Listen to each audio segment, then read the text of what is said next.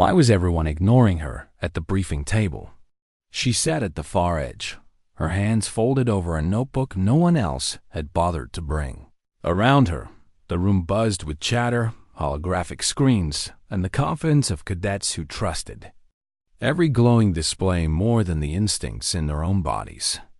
They hardly noticed the quiet woman with the dark braid and the calm, steady eyes. Donna Brookley had learned long ago that silence carried its own weight. But in that room, her silence was treated as irrelevance. Her classmates laughed easily, clicking through digital overlays of simulated terrain, running probability models that spat out answers before they could even ask the questions. Manual calculation? One of them had scoffed earlier. That's like bringing a compass to a satellite war. She had smiled faintly at that, hiding the sting. They didn't know what she carried. The memory of her grandfather in the Romanian mountains, patient and relentless, teaching her to measure distance by the slope of a hill, to feel wind direction in the bend of tall grass, to calculate bullet drop by instinct and discipline, not by code. Those skills weren't celebrated here at Falcon Ridge Academy. Cadets were rewarded for speed, for the clean precision of software outputs. Donna's kind of precision, the human kind, the fallible and yet deeply resilient kind, was labeled outdated. But there was something she hadn't told them, not yet. The exercise ahead wasn't just another simulation. Something about the way the orders had been phrased. The tension in Colonel Muller's jaw as he dismissed them gnawed at her. She felt the quiet warning of her instincts. Instincts her grandfather used to call the soldier's second sight. Her pen moved soundlessly across the page as the others scrolled through holograms. She was sketching angles, elevations, possible lines of fire, the details that a computer might miss when the signal failed, when the network collapsed, when technology betrayed its masters. Across the table, Lieutenant Santos leaned forward, eyes flickering with reflected light. "Donna," she said with forced patience, "you don't have to take notes. The system logs everything." "I know," Donna replied softly. Then why? Donna only tapped the page with her pen. Because the system isn't always there. A ripple of laughter passed among the cadets, and Santos rolled her eyes. The moment passed, but Donna's gaze lingered on the map she had drawn, its lines stark and real in a way the shifting holograms could never be. She didn't know it yet, but within hours, every line of that sketch would matter. The transport rattled as it climbed into the sky. Inside, the squadron strapped in, helmets tilted forward as their HUDs filled with mission data. Donna kept her visor raised. She preferred the raw look of the valley as it appeared through the narrow window. Stone ridges rising like jagged teeth, the shadows of pine forests stretching long with the morning sun. The voice of Captain Nordstrom, their mission lead, cracked through the comms. Operation parameters uploaded. Digital coordination begins in 5. Remember, this is a live simulation. Failures will be logged against your record. Success means accelerated advancement. That word, simulation, didn't sit right. Donna felt it deep in her chest. A simulation shouldn't require live ammunition. Yet the weight of the rifle at her side was all too real. The cold steel unforgiving against her thigh. "Brookley," Nordstrom called out suddenly. "You're still running iron sights?" A pause. The others chuckled over the channel. "Yes, sir," Donna replied evenly. "You realize this is a technology exercise, not a museum tour?" More laughter. Donna let it wash over her. Her brother's voice came back to her in memory. Captain Alex Brookley, whose body had been returned in a flag-draped coffin 2 years ago. "They'll laugh, Donna, let them.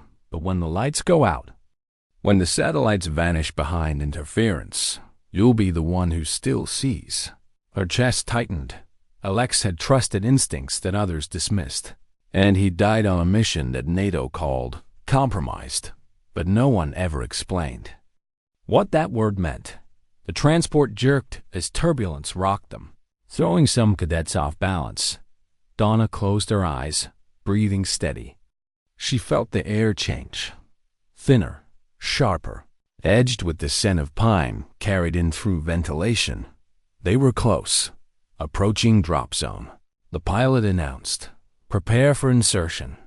The cabin filled with the metallic clatter of weapons checked, of systems coming online with a faint blue glow.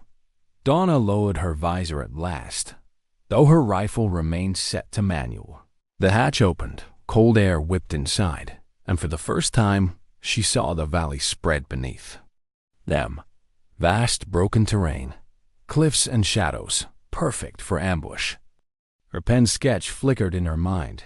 A chill ran down her spine. Something about this wasn't right. They hit the ground hard, dust spraying from beneath their boots. Immediately, the cadets spread into their assigned sectors, HUDs glowing, rifles ready, movements crisp and mechanical. Donna moved slower, her eyes scanning, not trusting the display dancing inside her visor. Her breath caught a glint on the ridgeline, too steady to be an accident, too sharp to be natural. "Movement, Sector 3, she whispered over the channel. No reply. She repeated, louder. "Sector 3, elevation ridge, possible position, Eric." Johansson, his voice brash and careless, laughed. "Relax, Brookley. That's just light scattering. The system confirms clear." But Donna kept her gaze fixed. The shimmer hadn't vanished. In fact, it shifted, as if glass tilted slightly. Against the sun, her pulse quickened. "That's not scatter," she insisted. Nordstrom's voice cut her off. "Brookley, you're here to follow orders. Not second is the system. Stay in formation." Her mouth closed.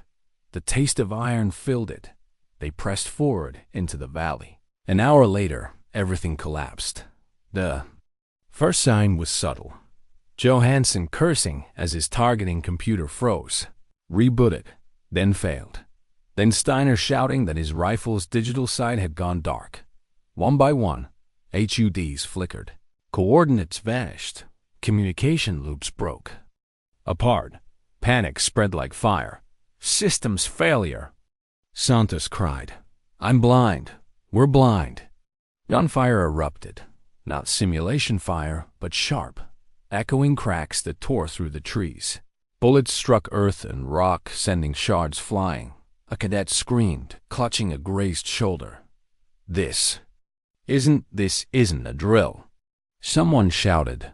Donna hit the dirt, heart pounding. She'd seen this in her grandfather's warnings. Enemies who knew how to blind a modern soldier with one flick of electronic disruption. Her iron sights glimmered in the chaos, unbothered by jamming. "Delta Squad, hold your line." Nordstrom bellowed, but his voice cracked with fear, his commands broken by static. Donna crawled to a rock outcropping, raised her rifle, and scanned. Her training took over wind direction, elevation, distance, and there, in the shifting smoke, she caught shapes moving, too organized, too precise. Not random fire, but coordinated assault. Her stomach sank. This wasn't a simulation. It was a trap. The others fumbled with dead screens, shouting over broken comms. Johansson pounded his rifle like that would restore its brain. Steiner cursed loudly, voice trembling. Donna steadied her breathing. "Focus," she whispered into the channel, though she wasn't sure who could hear. Natural point of aim. Breathing, fundamentals, silence. Then Johansson's panicked reply. "I can't. I don't even remember how. Listen to me." Donna cut in, sharper than she meant to. "Breathe, exhale, let the sight settle. Don't fight it." A pause, gunfire, screams, but something shifted. A round from Steiner's rifle cut close to an enemy position, scattering dirt at their feet. His gasp came through, half shocked. I hit close," he stammered. "Closer's enough for now." Donna said, "Trust it again." The squadron was crumbling. Donna felt their fear vibrating across the valley, and yet something inside her steadied. The chaos became sharp, focused. She remembered her grandfather's words. When the storm takes their vision, Yours will sharpen. That's when you carry them. Her eyes narrowed against the sunlight flashing off metal. She had carried this silence long enough. But there was still something she hadn't told them. Not about her brother. Not about why she carried his rifle instead of the Academy-issued one. Not about the night she had woken from dreams of him calling her name across a burning valley. They thought she was strange, detached, too stubborn to adapt. But Donna knew something the Academy had buried. Alex's death wasn't just bad luck. He'd been targeted, and now, in the valley's broken silence, she felt the same enemy watching her. Her fingers tightened on the rifle's worn stock. Somewhere, out beyond the smoke, someone wanted her squadron not just defeated, but captured. Studied, used, and for the first time, Donna felt the invisible weight of her family's legacy bearing down like a second trigger against her chest. They weren't just mocking her anymore. They were hunting her. How long could they hold before the valley swallowed them whole? The air was alive with fire. Bullets cracking against stone, shattering branches, spraying dirt into their faces. The squadron had gone from polished cadets to scattered bodies. Crawling for cover, stripped of their technology, stripped of the certainty that had carried them here. Donna pressed her cheek to the rifle stock, breath controlled. The recoil of her first shot still pulsed through her shoulder. She had aimed to suppress, not to kill. A warning line in the dirt near the enemy's advance, but already she could feel it. The others had looked up. For a moment, they believed. She wasn't irrelevant, Brookley. Steiner's voice cracked in her ear. What do I do? My scope's dead. Her reply was sharp, unhesitating. Use your eyes. Breathe. Let the rifle settle where it wants. Don't fight it. He hesitated, but obeyed. A shot rang out, wide, but not by much. Donna could hear the surprise in his voice. I almost had him. Again, she urged. Trust your breathing. The sights know more than you think. She could feel the others listening now. Nordstrom was still shouting orders. His words clipped, panicked. Braking was static. Hold formation. Push forward. Regroup at sector marker. Sector markers, data feeds, coordinates that no longer existed. His voice was the sound of a system dying, refusing to admit its own failure. Donna closed her eyes for half a second, hearing another voice inside her. Memory, her grandfather's, low and steady in the mountains. When leaders cling to broken maps, someone else must draw a new one. Her hand tightened around the radio. All Delta positions, she said. Calm but commanding. Switch to manual targeting. No digital assistance. I'll give ranges. You'll fire on my mark. The silence after her words was heavier than the gunfire. She wasn't the leader. She wasn't even trusted. But then Johansson's voice broke through, tight with desperation. Brookley, I haven't used iron since basic. Can you talk me through it? Donna's throat tightened, but she kept her tone steady. Yes, watch your front sight. Blur the rear. Let your body find the line. Don't rush. A breath, a shot. Dust kicked up near an enemy's leg. Johansson swore in disbelief. You hit close, Donna said. Closer than you think. Keep going. Something shifted in the valley. A rhythm. The panic was still there. But beneath it, a thread of focus began to weave. But the enemy wasn't waiting. From her scope, Donna watched their advance. Precise. Professional, relentless. These weren't irregulars testing luck. These were soldiers, trained, disciplined, moving with hand signals instead of radios, advancing under cover fire in careful bounds. The realization cut through her. They weren't here to kill. Not yet. The fire was too controlled. Their angles too careful. They're trying to pin us. Donna said quietly into the channel. Not eliminate. They want us alive. Santos, crouched behind shattered stone, answered breathlessly. Alive? For what? The answer lodged like a stone in Donna's chest. To study us, she whispered. She didn't say the rest aloud. That she'd seen this before. Buried in her brother's classified reports. The one she'd found after his death. Reports. About units disappearing in training accidents. About enemies collecting intelligence on NATO weaknesses. About Alex's warning that traditional soldiers, the few who could fight without computers, were being hunted. And now, here she was, with her squadron, stuck in the same trap. Her hands trembled once before she stilled them. Not now. Not in front of them. Gunfire cracked close. A spray of stone tore across Johansson's shoulder. His scream loud in Donna's headset. "I'm hit!" Not bad arm, just a graze. His voice was shaking, half in pain, half in terror. Donna's pulse pounded. Her instinct screamed to crawl to him, to check the wound, to pull him behind cover. But her training, her grandfather's voice again, warned her. The first duty of a marksman is sight. If you abandon it, all fall blind. She forced herself to stay behind her scope. "Johansson, listen to me," she said, voice sharp as a blade. "It's a graze, pressure on it. Keep your rifle steady. You can still shoot." I can't. You can. If you quit now, we all die." A pause, then a shaky breath, and slowly, Johansson adjusted his grip, blood smearing the stock of his weapon. Donna exhaled, steadying herself. Through her scope, she saw it, the bunker in the distance, half hidden. In rock and shadow, figures clustered there. Giving orders, recording, she saw the glint of lenses, of cameras documenting every NATO mistake. Her stomach dropped. They weren't just fighting. They were being studied. Every falter, every panic, every over-reliance on dead systems was being captured for analysis. She whispered into the comms, "They're testing us, collecting data on how we fail when the tech dies."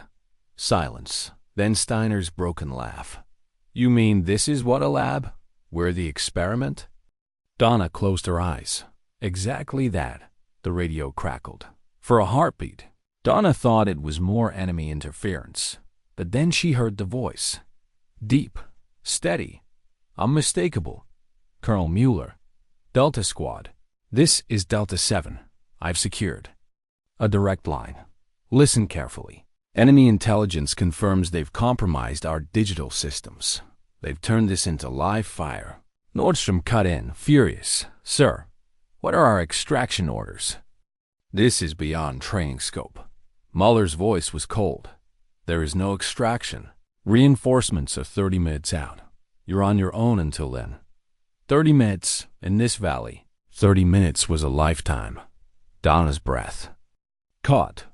"Colonel," she said quietly, "do you have eyes on their command?" "I do," Mueller answered. "Central bunker, enemy leader coordinating assault."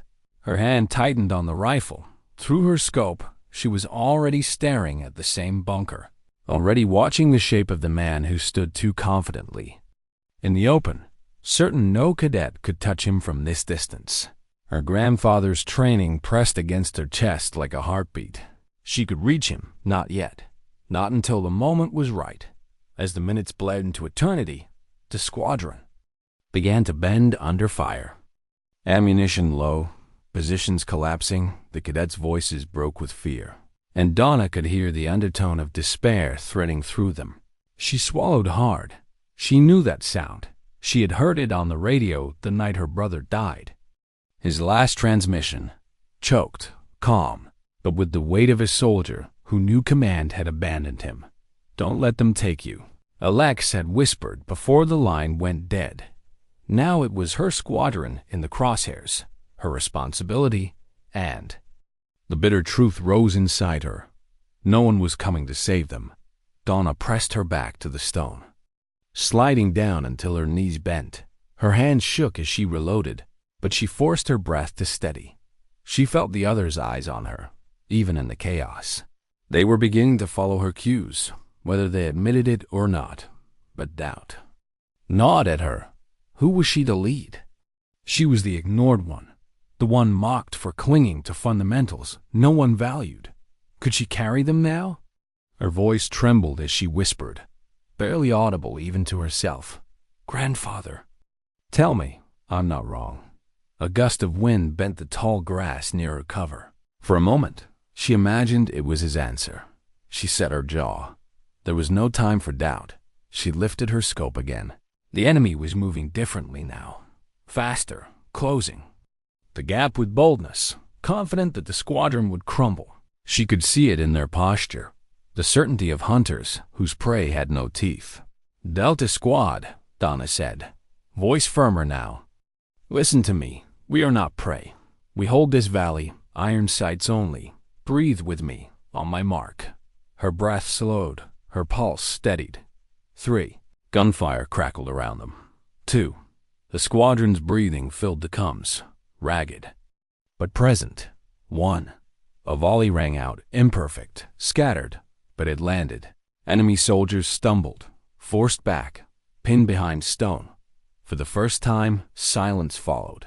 Donna's chest rose and fell, sharp with adrenaline. She almost smiled. They could do this. But then Santos's voice broke the fragile hope. "Delta 7, I've intercepted enemy comms fragments. They're not here to destroy us. They're here to capture." Donna froze. Her brother's final words echoed like a ghost. "Don't let them take you." The world seemed to close in, the valley's ridges towering like prison walls. They weren't fighting for survival anymore. They were fighting against disappearance. Why would the enemy want them alive? The thought twisted through Donna's mind as the valley echoed with sporadic fire. Soldiers didn't risk their own lives for live captures unless something greater was at stake. And this enemy disciplined, silent, precise, wasn't moving with desperation. They were moving with certainty. She pressed her cheek back to the rifle stock. Her scope found the ridgeline again.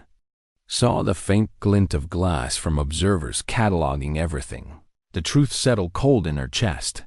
"They're testing us," she whispered. Her own voice startled her. It felt like an admission meant for her brother, not the squadron. But Johansson had heard. Testing us how? Donna swallowed. "Our weakness, how we fight when the systems die." A bitter laugh broke from Steiner. "So we're, what, lab rats?"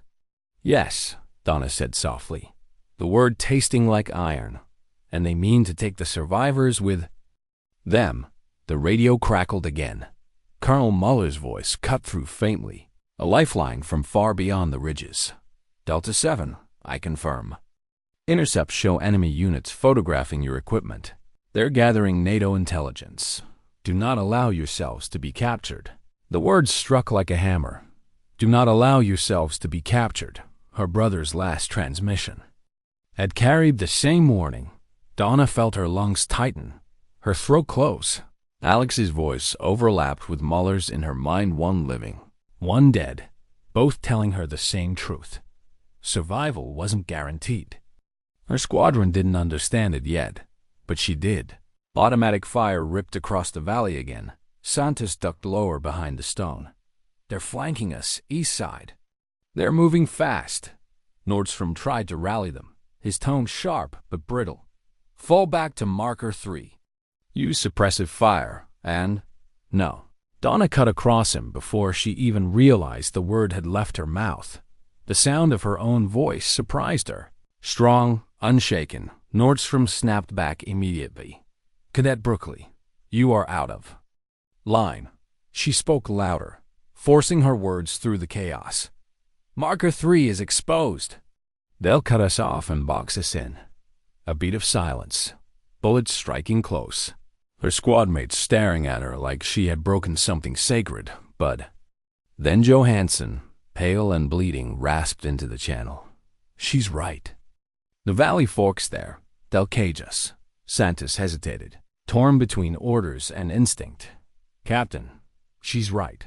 That fallback's suicide." Nordstrom's silence stretched. For a moment, Donna thought he would order it anyway. Cling to the authority the Academy had given him. But then another burst of fire forced him down, and when he spoke, his voice cracked with resignation. "Brookley, your call." The weight of the words slammed into her chest. She hadn't asked for command. She hadn't wanted it. Yet the valley had forced it into her hands. Donna took a breath. Her grandfather's voice returned like a steady drumbeat. A leader doesn't wait for certainty. She moves with what her eyes give her. Delta Squad, she said evenly. We're holding position, east flank, dig in, Johansson. Conserve fire, bleed them of time. Not ammo, Steiner. Breathe with your trigger. Santos, rotate comms, give me intercepts every 30 seconds. We fight on fundamentals, nothing else. There was no laughter this time. No scoff, only silence. Then the faint sound of movement as her orders were obeyed. Still, doubt gnawed inside her. What if she was wrong? What if this moment, their trust, their lives collapsed under her weight? She shifted slightly, adjusting her aim. Through the scope, her eye caught another detail. One of the enemy advancing with equipment slung heavy on his back. Antennas, signal boosters, compact but powerful. Her throat went dry. They weren't just fighting with rifles. They were carrying mobile electronic warfare kits, portable jammers. Exactly the kind Alex had written about in his final notes. Her vision blurred for a second. Grief breaking through the wall she held tight. Her brother had warned NATO that enemies were learning to erase their digital superiority. He had begged command to retrain units in fundamentals. They had dismissed him, called him paranoid, and now he was gone dead on a mission eerily similar to this one. Donna blinked hard, forcing the moisture away. She couldn't tell the squadron all of this, not yet, but she could feel it. This wasn't coincidence. This was the same enemy unit, the same ones who had killed Alex, and now they were here for her. Gunfire erupted again. Closer now. Bullets whining past their ears. Steiner shouted, "They're 50 meters and closing." Donna forced herself calm. Hold. Watch their movement. They're not breaking cover. They're hurting us. Her squadron's breathing filled the comms, ragged but present. Donna steadied hers, knowing they would follow the rhythm she set. She took aim, tracked the lead soldier's path through the tree line. Her voice was steady. On my mark. 3, 2, 1. A volley burst from their rifles, imperfect, scattered. But it worked. The enemy flinched back, pinged briefly. Santos gasped. We held them. Only for seconds. Donna interrupted. Reload. Stay low. They'll test our rhythm again. She glanced through her scope at the bunker. The commander still stood visible, directing calmly, recording everything. Her gut twisted. He wanted her to see him. He wanted her to know he was in control. Not yet, Donna told herself. Not yet. The minutes dragged. Reinforcements were still 20 away. Mueller had said, the 20 minutes in a valley like this might as well be forever. They were running low. Ammunition. Counts came back thin. Voices trembling as cadets admitted how few magazines they had left. And beyond that, Donna could see their exhaustion. Not just physical, emotional. These were academy cadets trained for simulations, for exercises with clean end screens, and data charts. They weren't trained to stare death in the face with no backup and no way out. Her heart hurt for them. They were so young. Too young to carry this kind of betrayal. She remembered her own first live fire drill with Alex. Years before the academy, he had pushed her down in the dirt, made her crawl through mud until her knees bled. All while whispering in her ear, the ground doesn't care about your comfort. Donna, learn to live here. Learn to breathe here. Because one day, the ground is all you'll have. He had been right. Now the ground was all they had. A burst. A fire snapped her from the memory. Johansson screamed again. This time, not a graze his leg buckled under him. Blood spreading fast. Panic surged in her chest. She almost broke cover to reach him, but Santos was faster, dragging him back by his vest. Donna's voice trembled as she forced control. Tourniquet, now. Keep pressure, Johansson groaned. Pale, his weapon sliding from his hand, his eyes found Donna through the smoke. Wide and desperate, Brookley, he gasped. Don't let them take me. The words pierced her like a blade. Exactly what Alex had said. Her throat closed, She almost couldn't breathe, but she forced her voice steady. I won't, I promise. Another explosion tore through the eastern ridge. Stones rained down, dust choking the air. Steiner cursed, screaming that they were nearly overrun. Donna coughed, vision blurred by grit. Through the haze, she saw them enemy figures, closer than ever, advancing with ropes, nets, stun equipment slung on their backs. Not tools for killing, tools for capture. Her stomach flipped. It was happening. The same thing that had happened to Alex's team. They were about to be taken. Her squadron looked to her now, eyes wide, trembling, clinging to her calm like it was the only thread left. And in that moment, Donna realized what it meant to carry her family's legacy. This was no longer just about surviving. It was about proving her brother hadn't died for nothing. Her jaw tightened, her rifle steadied. Delta Squad? She whispered, her voice sharp and unyielding. Listen to me. We fight until the last round. We do not let them take us. Her words hung heavy in the choking air, and even as bullets rained around them, she felt her squad's fear turn, ever so slightly, into something else, resolve. But the enemy commander was still out there, standing tall at the bunker, watching her through binoculars, like he was waiting for her. Donna's hand trembled on the trigger. Her grandfather's words echoed in her bones. One shot can change the course of a war, but you must wait until the war asks for it. She steadied her breathing, feeling the weight of choice pressing down. The valley roared with fire. Her squad was breaking, and she knew the war was asking. How much longer could they last before the valley consumed them? The air shook with rifle fire and explosions, every sound pressing against Donna's chest like a drum of inevitability. The squadron was unraveling, one voice at a time, cries of pain and panic cutting through the coms. The ground smelled of cordite and iron, of sweat and fear. She should have been terrified. Maybe she was. But beneath the fear was something steadier, colder, a steel thread that had been tempered in the mountains with her grandfather, sharpened by the silence of nights she'd spent alone with her rifle, haunted by the echo of her brother's final words. Now, there was no captain, no command system, no comforting voice telling them which marker to fall back to. There was only her. Donna pressed her back to the stone, forced a breath in, then out. She raised her voice, cutting across the static. All Delta positions, listen to me. You are soldiers. You are not targets. On my call, we fire together. 3 rounds each, no waste. Focus on breathing. On-site picture, trust it. There was silence for a heartbeat, and then voices answering her. Not scoffing, not doubting, just breathing, just waiting. She set her jaw. Mark, fire. The volley cracked across the valley, precise. Not yet, but sharp enough to halt the enemy advance. Donna saw figures stumble back, the neat coordination of their assault briefly broken. For the first time, her squadron wasn't just reacting. They were fighting. Santos's voice broke through. Ragged but steady. Brooklyn, intercept shows enemy chatter. They're frustrated. They didn't expect resistance once our systems went down.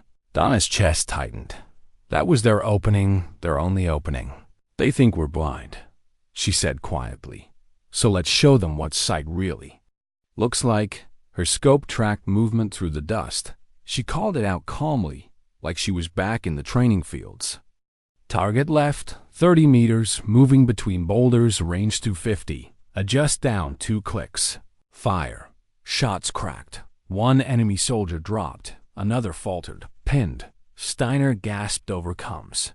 I hit him, because you trusted yourself, Donna said. Not the machine. Remember that. Something in her voice steadied them. She could feel it. For months, they had mocked her notebooks, her sketches, her old methods. Now, those same methods were all that stood between life and death. But even as she gave orders, Donna's mind slipped to her brother. The memory was uninvited, but unstoppable. The last time she had spoken to Alex had been over a scrambled call. His voice, low and rough with fatigue, had carried a strange weight. They don't listen, Donna. They think the systems will save them, but the systems can be killed, jammed, blinded. What they don't understand is that a rifle in steady hands will always see. She had laughed nervously back then, telling him he sounded like their grandfather. He hadn't laughed. If something happens to me, don't give up what he taught us, promise me. And then, only weeks later, the coffin, the folded flag, the silence. Her throat tightened. She couldn't let history repeat. Not here, not with these cadets, not with herself. She blinked hard, forced the memory back, and lifted her scope again. The enemy pressed harder now. Angry at their resistance, explosions shook the ridge, fragments slicing the air. Steiner cried out, a deep cut burning across his arm. Santos shouted that their ammo was nearly spent. Donna felt the edge closing in, the moment when fear tips into collapse. She recognized it. Her grandfather had called it the breaking point. Asterisk, every battle has one, he had said, the firelight flickering across his lined face. A moment when soldiers either break apart or forge into steel. That's where a leader is born. Her hand shook. She could almost hear him asking, "Which will you be, Donna?" She forced her breath slow. "Delta Squad," she said, her voice louder now, carrying above the fire. "Listen to me. Look at the man next to you. That's who you're fighting for. Not NATO, not command. Each other. Breathe with me, steady. There." Breathing filled the comes again. Uneven, but real. On my mark, 3, 2, 1. The volley cracked out again, and this time, Donna heard it in their voices after the shots landed, something she hadn't heard since the valley erupted. Hope, still. The truth pressed in. They were bleeding. Johansson was pale, his tourniquet dark with blood. Steiner's arm hung stiff. Santos's lips trembled with exhaustion as she worked coms. Even Nordstrom was quiet now, his authority stripped away, replaced by a grim silence as he followed her lead without words. Reinforcements were still 15 minutes out. 15 minutes in a valley this alive with fire might as well have been eternity, and the enemy commander knew it. Donna could see him through her scope, standing tall near the bunker, giving calm hand signals as if this were already decided. His soldiers moved like extensions of his will, unhurried, confident, certain that capture was inevitable. Her chest burned with rage. This wasn't just an ambush. It was theater. They were being staged, recorded, studied. Her squad's fear was data points. Their collapse another report on NATO's weakness. And she was the outlier they wanted to erase. The last soldier who still fought with her grandfather's eyes. The squadron shifted nervously as another barrage of fire chewed the rocks around them. Johansson cried out again, half delirious, his voice thin, brookly. "Don't let them take me. Promise me." Her throat closed. For a moment, she couldn't speak, because those had been her brother's last words, too. She pressed her forehead to the rifle stock, just for a second, eyes burning. Then she spoke, voice hoarse but steady. "I won't. Not you. Not anyone. Not while I breathe." Silence followed. Even Nordstrom didn't speak. They believed her, but belief wasn't enough. The enemy was still closing. Their formations were tightening, pressing within 100 meters. Ropes and nets visible now. Capture was seconds away. Donna scanned quickly, mind racing, options thinning. Ammo nearly gone. Reinforcements too far. Her breath came fast, her pulse loud in her ears. Then her scope caught him again, the commander near the bunker. Still standing tall, still certain of victory. Her grandfather's words echoed sharp in her mind. One shot can turn chaos into order. One shot can break a battle. She steadied her breathing. She knew what had to come. Not yet, but soon it would take one shot. Perfect. Absolute. The kind of shot her grandfather had built her life around. The kind her brother had never been allowed to take. And if she failed, the squadron was gone. Her finger brushed the trigger, but she held, not yet. Not until the valley asked for it. Her squad still needed her voice. "Delta Squad," she said. Softly, "We fight until the last round, and when the last round is gone, we fight with the ground beneath us. They will not take us alive." Her words sank into them like steel. She could hear it in their silence, in the way no one broke or argued. The breaking point had come, and Donna had chosen. How close could death walk before courage turned to silence? The valley shook again as an explosion ripped the ridge. Shards of stone rained down, tearing through gear, slicing shallow wounds across already broken cadets. Johansen's breathing was ragged, barely conscious. Steiner clutched his bleeding arm with a trembling hand. Santos pressed herself low, whispering broken prayers between cum reports. They were running on fumes, running on fear, and Donna knew they couldn't run much longer. "Reinforcements, status," she hissed into the cum. Muller's voice came back, strained, almost guilty. "Delta Squad, quick reaction force is still 10 minutes out. Hold position." 10 minutes. They didn't have one. Donna pressed her lips together, tasting dust. Her eyes went to the bunker again. The commander was still there, standing tall, calm as a stone amidst the chaos. The battle wasn't chaos to him. It was choreography. And as long as he lived, the dance would go on. Her heart pounded, but her breath slowed. Her grandfather's voice rose inside her, quiet and insistent. "When the world narrows, Donna, let it. Breathe into the narrowing. That's where you'll find the shot." She steadied her rifle, the iron sights aligned. "Range," she whispered, almost unconsciously. Her eyes traced terrain markers, the way he taught her ridge slope. Shadow angle, tree height, 820, wind northwest, 12. Her lips moved with the rhythm of calculation, a language older than computers, older than satellites. Her squad didn't understand it, but they heard the calm in her voice, and they believed. Santos's voice broke the trance. "Brooklyn ammo's almost gone. 2 mags left between us." Donna nodded once, even though Santos couldn't see it. "That's enough?" "Enough. Or what?" Donna's eyes stayed on the commander. "To end this."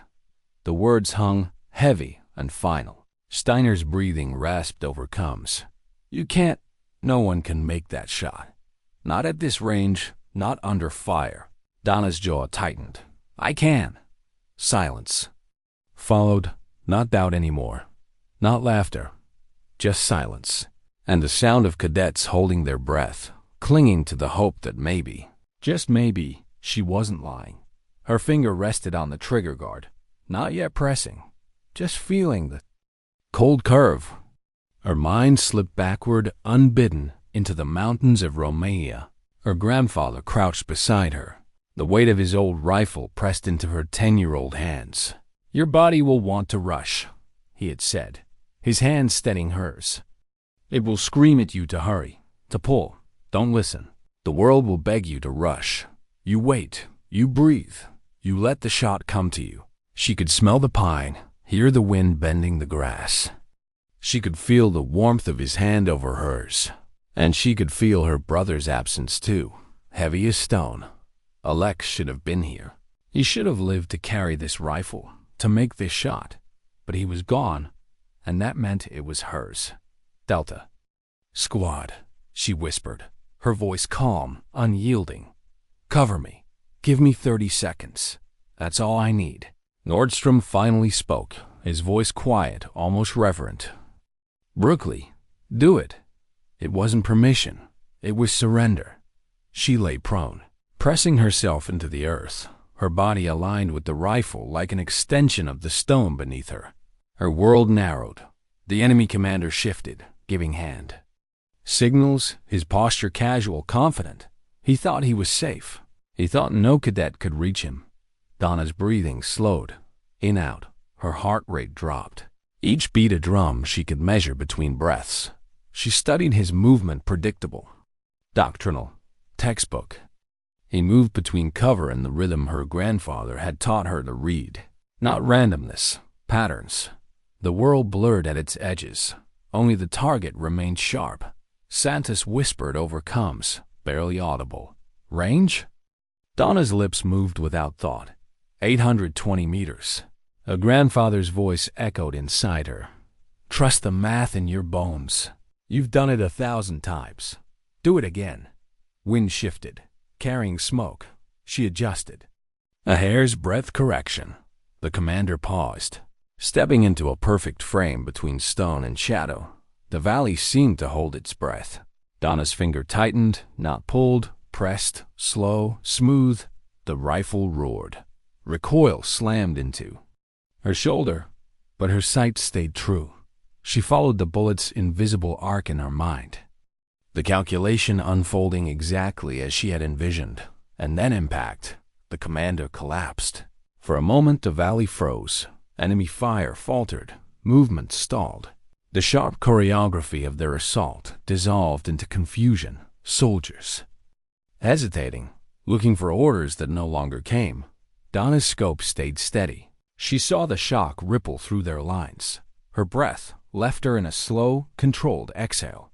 Target down, she said calmly into the com. Enemy command structure eliminated. Her voice was flat, almost detached, but inside, her chest ached with something fierce and unspoken.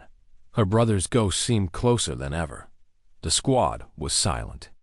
No laughter, no disbelief. Just silence, broken only by Steiner's whisper. You actually did it. Santos's voice trembled. That shot. Brooklyn, that shot just saved us. Donna didn't answer. She stayed on the scope, scanning, calculating. She couldn't let the weight of it in yet. Not while the valley still burned, but deep inside. Beneath the steady rhythm of her training, a truth glowed like fire. She had done it. One perfect shot. The enemy's assault fractured. Without their commander, their coordination collapsed. They fired wildly now, retreating to cover, scrambling in confusion. A squad, wounded and exhausted, stared at her through smoke and blood as if seeing her. For the first time, not the quiet cadet with the notebook, not the relic clinging to outdated skills, but the anchor who had saved them when everything else had failed. Donna lowered her rifle slowly, her hands trembling for the first time since the battle began. She whispered, so softly only she could hear it. Alex, it wasn't wasted. Your death wasn't wasted. And the valley, broken and echoing with the fading gunfire, seemed to whisper back with silence. But the fight wasn't over. Not yet. Even as the enemy retreated in disorder, Donna's instincts screamed that this was only the beginning. Someone had sent them here. Someone inside NATO had opened the door. The shot had saved the squad, but it had also lit a signal fire, one that would draw eyes far beyond the valley. And Donna knew this. Truth. Survival was only step one. The real battle, the one for trust, for legacy, for the future, was still waiting. Why was the silence worse than the bullets? For a moment after the shot, the valley held its breath. No crack of rifles, no shouted orders, only the fading echo of her weapon drifting across the ridges. Donna stayed prone, cheek pressed to the stock, her finger still resting against the trigger. She didn't dare move, didn't dare trust that it was over. Through her iron sights, she watched the enemy commander's body slump into the dirt, his binoculars tumbling from lifeless hands. Soldiers around him faltered, their perfect rhythm broken. They scattered, some firing wildly, others freezing, waiting for orders that never came. The choreography had collapsed. Donna exhaled, slow and steady, as if releasing the weight of the valley itself. Her comms came alive with voices, stunned and breathless. She did it, Steiner whispered, disbelief thick in his voice. Target down, Santos repeated, like she needed to hear it aloud to believe it. Even Nordstrom, silent for so long, spoke at last. His tone was low, ragged, stripped of rank. Brooklyn, you saved us. Donna didn't answer. Her eyes stayed on the scope, tracking the enemy's retreat. Some pulled back into the tree line. Others stayed prone, frozen by the loss of their leader. This wasn't victory. Not yet Mahler's. Voice cut through the static, steady but weighted. Delta Squad, this is Delta 7. I've received confirmation. Enemy forces are falling back. Reinforcements are 5 minutes out. Hold your positions. Relief rippled across the comms. Fragile kind of hope. But Donna felt only unease. She could still see them. Soldiers crawling, dragging equipment, photographing their dead commander even as they withdrew. They weren't broken. They were documenting, recording. She whispered more to herself than anyone. They got what they came for. Minutes stretched like hours. Donna forced herself to scan the valley again and again. Wounded groaned behind her. Blood soaked the dirt. Dark and real. Her squad had survived, but at what cost? Johansson was barely conscious, pale with blood loss. Steiner's arm was bound, but useless. Santos's hand shook as she tried to reload the last of their ammo, even though the enemy was pulling away. And Nordstrom, the captain who had once barked orders with confidence, sat in silence, his helmet tilted low, like the weight of failure had crushed him. Donna swallowed hard. They were alive because of one shot. But the battle's silence felt wrong. Empty. Muller's voice returned. Heavier now, Delta Squad. You need to hear this before reinforcements arrive. What I'm about to share is classified, but after what you've endured, you deserve the truth. Donna's stomach clenched. She knew that tone. The one commanders used when the real enemy wasn't on the field, but in the halls above them. Major Patricia Vulov authorized this exercise, Mueller continued. She believed she was arranging an advanced simulation. In reality, enemy intelligence infiltrated our planning systems. They replaced simulation parameters with live combat data. Santos gasped. Wait, are you saying our own academy sent us here? Not intentionally, Mueller said. Vulov was deceived. The channels she trusted were compromised, but the result was the same. You were placed in a live kill zone under the pretense of training. Donna's jaw clenched so tight it hurt. She'd warned them. Again and again she'd said their systems weren't safe. And Vulov, who had mocked her for clinging to tradition, had been the one to hand her over. Betrayal pressed against her ribs like a blade. Steiner's voice cracked through the silence. So we were bait. Yes, Mueller said. Flat. Bait for an enemy test. They needed to see how NATO cadets respond when digital systems fail. Donna's stomach twisted. She thought of the cameras, the observers on the ridges, the soldiers. Recording even as they fought, she had been right. Every mistake had been catalogued. But Mueller wasn't finished. Delta 7, he said, his voice dropping lower. There's more. This same unit was linked to Captain Alex Brookley's final mission. Donna froze. Her throat burned. She couldn't breathe. Say that again, she whispered. Mueller hesitated. The equipment you face today matches intelligence from his last engagement. Electronic warfare kits, signal disruption. We believe this is the same enemy formation that killed him. The words struck harder than any bullet. Her brother's ghost had been with her all along. Not just in memory, not just in grief, but here, in the valley, in the faces of the same enemy that had taken him. Donna closed her eyes, but tears still pushed. Free, hot against her dirt-streaked skin. It wasn't coincidence. It was targeted. Her family's skills, her grandfather's legacy, her brother's resistance had made them enemies worth eliminating. And now, she was the last one left. The comms were silent, heavy with shock. No one dared to speak. At last, Nordstrom broke it, his voice raw. They used us, our own systems, our own training, and we walked right into it. Yes, Mueller admitted. They've been infiltrating NATO facilities for years, using our assessments, our student profiles, identifying anyone with traditional skills and removing them. Donna's chest tightened. Removing them? How many? Mueller paused, as though the number itself was too heavy. At least 47 confirmed in the last 5 years, your brother among them. 47. 47 soldiers hunted not because they were weak, but because they were strong. In the one way NATO had forgotten to value. Her hand tightened on the rifle until her knuckles burned. Her brother had died because of what he knew, because of what they both knew. Santos's voice was faint, trembling. So, we weren't just unlucky. This was deliberate. Deliberate, Donna echoed, her voice low, hollow. The cadets looked at her now with something new in their eyes. Not just respect, not just gratitude, but fear. Because if she was right, if Mueller was right, then they hadn't been thrown into a mistake. They had been targeted. Mahler's final words sealed it. Delta 7, you must understand.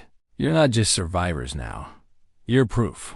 Proof that traditional skills can still counter electronic warfare. That's why you're still alive. And that's why you are now a target. Donna's pulse pounded in her ears. She knew he was right. She had felt it the moment she lined up that shot. Her grandfather's training had carried them. Her brother's death had led here. And now, her survival wasn't just about the squad. It was about the future of NATO itself. But the weight of it pressed heavy, almost unbearable. She wasn't just a cadet anymore. She was a symbol, and symbols are the first thing enemies try to destroy. The whir of helicopters finally reached the valley, rotor blades chopping the air. Reinforcements swept in, black silhouettes against the dusk sky. Relief spread across the squad. Weak laughter. Sighs, the first loosening of muscles in hours. But Donna stayed prone, rifle still in her hands. Eyes still on the ridgeline. She didn't feel relief. She felt the mark on her back. The enemy hadn't finished with her. The shot had saved them. But it had also painted her name across the war. And Donna Brookley knew, deep in her bones, that this valley was only the beginning. Why did the silence in the academy hall feel sharper than the gunfire?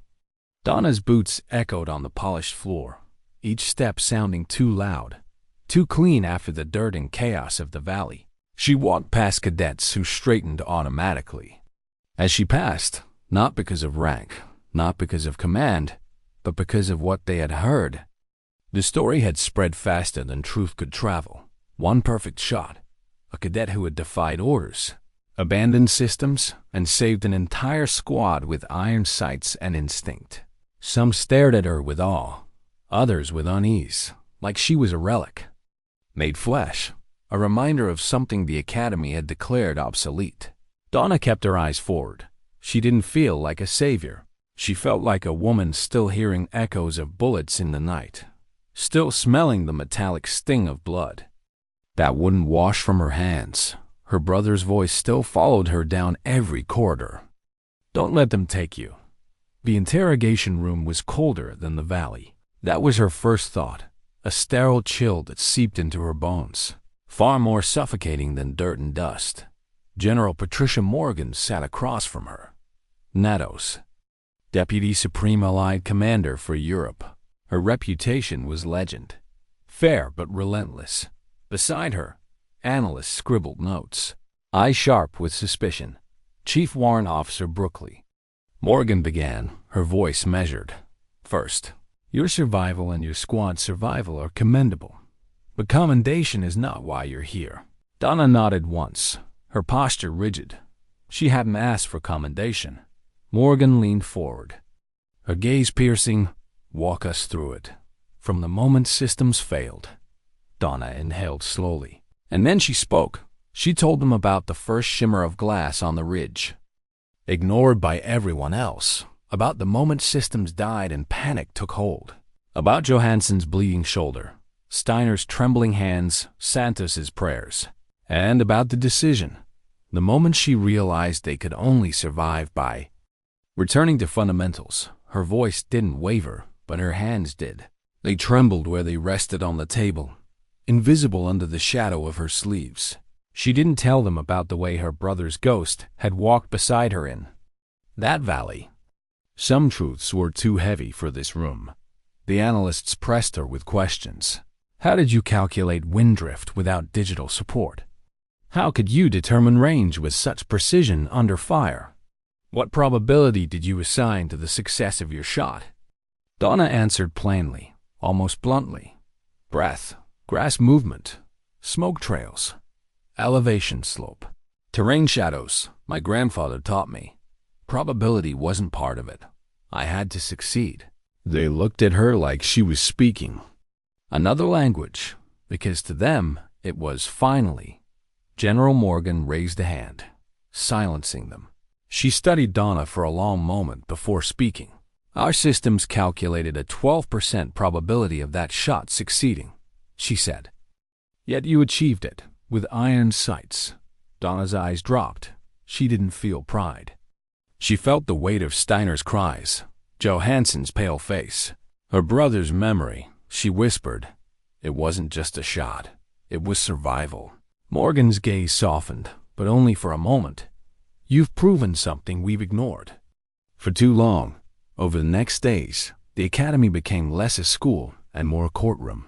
Hearings convened, investigations launched. It was confirmed. Enemy intelligence had penetrated NATO training systems. Psychological profiles had been stolen, weaponized, used to identify soldiers like her brother. Soldiers who could still fight when technology failed. 47 names. 47 families left with flags instead of answers. Donna read the list once, only once. Each name felt like a stone pressing down on her chest. Her own brother's name sat among them. Not random, not unlucky, targeted. And now, hers would have been next if not for the Valley. General Morgan convened an emergency summit. Donna was summoned, not as a cadet, but as testimony. The room was filled with commanders from across Europe, uniforms heavy with medals that glittered under the lights. They looked at her with a mixture of curiosity and skepticism, as though she were both relic and revelation. Demonstrate, Morgan ordered. Donna did. She stood before NATO's highest officers and explained manual range estimation, showed them how to read wind with nothing more than grass and smoke, how to calculate trajectory without a screen glowing in your face. At first they smirked, then they watched, then they fell silent because the math worked. The fundamentals were undeniable, and when she described the shot, the one at 820 meters, the shot that broke the valley, they listened. Like children hearing a story their ancestors had told, and they had forgotten. Morgan's voice carried across the hall. We created a generation of soldiers who cannot fight without computers. Brookley proved that was a mistake. From this day, traditional skills training is reinstated permanently. They called it the Brookley Protocol. Donna lowered her eyes as the name echoed through the chamber. She didn't want it. She hadn't asked for it, but her grandfather would have smiled. Yet inside her, pride warred with grief.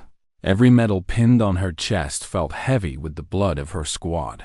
Every commendation was an echo of Johansson's cry, of Steiner's fear, of her brother's absence. At night, she woke drenched in sweat, hearing gunfire that wasn't there. She kept her rifle close, the iron sights gleaming faintly in the dark, a comfort against the silence that haunted her. She walked the academy halls, cadets saluting her now, whispering her name like legend. But she still felt like the girl with the notebook no one wanted. The one who had been mocked, ignored, forgotten. The only difference was that now, they feared her silence. One evening, she stood in the academy's courtyard. The air cool, the sky bruised with dusk. She carried her grandfather's rifle. Its wood scarred, its metal darkened with years. She set it down on the stone steps beside her, resting her hand on it gently. Her brother's voice came back in memory, steady and certain. Promise me, Donna. Don't let them bury the old ways.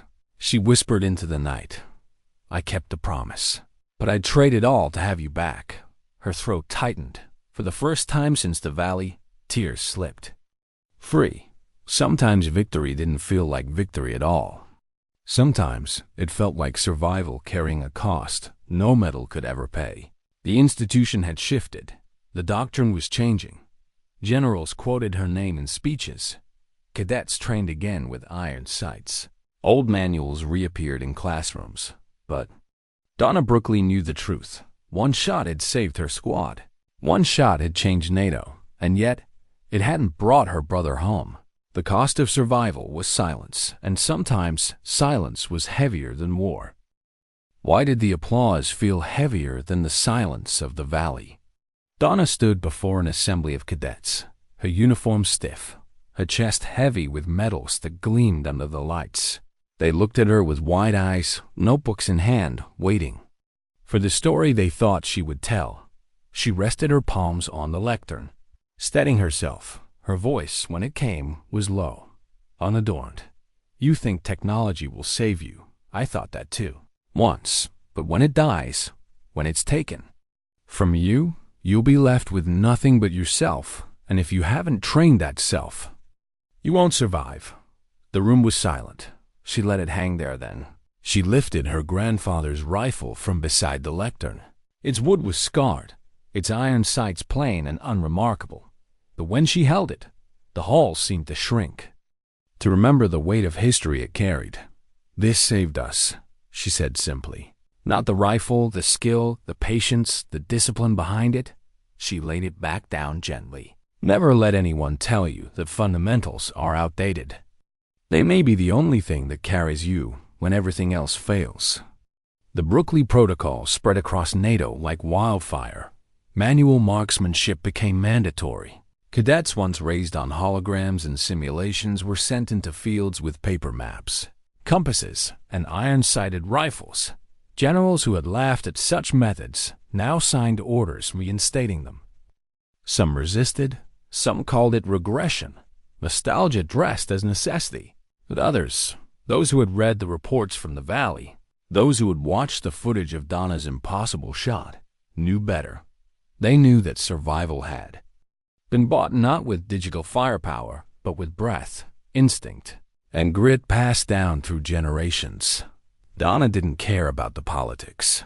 She only cared about the cadets who came to her wide-eyed, trembling, afraid of the silence when their devices were turned off. She taught them to breathe, to feel the earth, to trust their own bodies, and in their eyes, she saw reflections of herself. The cadet once mocked, once ignored, carrying a notebook no one wanted. But even as she taught, the nights remained heavy. She woke in the dark, drenched in sweat, hearing Johansson's cry, smelling the blood in the dirt. Sometimes she woke with her rifle already in her hands, heart pounding like it was still aligned on the valley's ridgeline.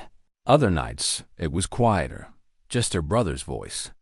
Alex whispering through memory. "Don't let them take you." She whispered back. Every time. "I won't." But it never eased the weight. 6 months after the valley, NATO held a ceremony in Brussels. The families of the 47 fallen soldiers were gathered, names carved into stone, flags folded in trembling hands. Donna stood among them, medals pressing heavy against her chest, her grandfather's rifle at her side. When she stepped forward to speak, her throat nearly closed. She looked at their faces, wives, husbands, children, parents, people who had carried silence for years, told their loved ones had died in accidents or failed operations. She gave them the truth. They weren't accidents, she said, her voice trembling but unbroken. They were targeted because they carried skills the world forgot, and those skills still matter. They always will. She paused, swallowing hard, her eyes blurring. My brother was one of them, and I promise you, their deaths were not wasted. We carry them forward, we carry what they taught us. Some wept, some nodded. Some reached for her hand when she stepped down, and for the first time, Donna felt that her silence had been broken. Not by applause, not by medals, but by truth given to those who deserved it. Her office at NATO headquarters was small inside. She kept 2 weapons side by side, her grandfather's iron-sighted rifle and the latest digital sniper system. Sleek and glowing with sensors, visitors often asked why she kept both. She always gave the same answer. Because both matter, but only one will never fail. She never said which. She didn't need to. One evening, long after the halls had emptied, Donna sat alone at her desk. Papers were scattered. Training manuals, tactical reports, drafts. Of new doctrine, she leaned back, closing her eyes, exhaustion pressing heavy against her bones. The silence was thick, but then she felt it again. Not a voice, not exactly. More like the memory of one, her grandfather, calm and steady. Dignity. Doesn't shout, Donna. It doesn't demand. It simply acts. Her brother, fierce and certain. Promise me you won't let them bury the old ways. She opened her eyes. The room was still empty, but their presence remained. She whispered into the quiet. I kept a promise. I'll keep it as long as I live. Her hand rested on the rifle stock, the same scarred wood that had steadied her in the valley, and for the first time in months, she breathed without trembling. Outside, the world turned. Wars would come again. Enemies would adapt. Technology would rise and fall. But Donna Brookley knew the truth written in silence and blood. When the systems die, when the satellites burn out, when screens go black, what remains is the soldier, not the one with the newest device, the one who remembers how to see and. So her story, passed in whispers across academies and camps, was not of explosions or medals. It was of patience, breath, one perfect shot that had turned despair into survival, and survival into proof. Not proof of her greatness, proof of something deeper, that dignity does not speak, it simply acts.